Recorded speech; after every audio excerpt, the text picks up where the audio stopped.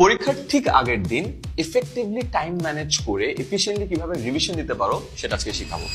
এই টেকনিকটার নাম হলো 3-2-1 রিভিশন মডেল। 3-2-1 বেসিক্যালি তোমার সময়টাকে ভাগ করার একটা পদ্ধতি। তোমার হাতে যদি 6 ঘন্টা থাকে তাহলে তুমি 3 ঘন্টা ভাগ করে নিবা। আমি ডিটেইলসে পড়াশোনাগুলো একবার রিভাইজ করব, সিকিউ গুলো একটু ঘেটে দেখবো, থিওরিটিক্যাল কোনো জায়গায় কোনো ঝামেলা আছে কিনা, বুঝতে অসুবিধা হচ্ছে কিনা সবকিছু ঘেটে দেখবো। তারপরে যে 2 আছে 2 ঘন্টা, এই 2 ঘন্টা আমি সবগুলো এমসিকিউ কে রিভাইজ করব।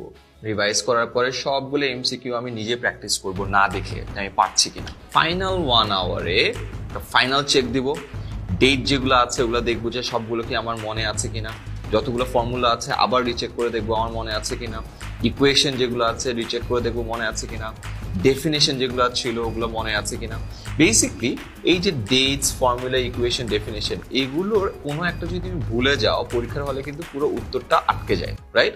অঙ্কটা আটকে যায়, একটা রিটেন অ্যান্সারটা পুরোটাই ব্লক হয়ে যায়। এটার জন্য না হয়। বাই দ্য ওয়ে, তোমাদের কিন্তু ফ্রি ক্লাস চলছে, বায়ো এবং কমেন্টে লিংক দেওয়া আছে, জয়েন করে ফেলো। তো সোজা কথা, 6 ঘন্টা থাকলে এরকম তুমি 3-2-1 ঘন্টায় ভাগ করতে পারো। তোমার যদি 12 ঘন্টা থাকে কোনো অসুবিধা নাই, তুমি রিভিশন মডেলে 3-2-1 মডেলে 6-4-2 ঘন্টায়ও ভাগ করে ফেলতে পারো। And best wishes for the final exam.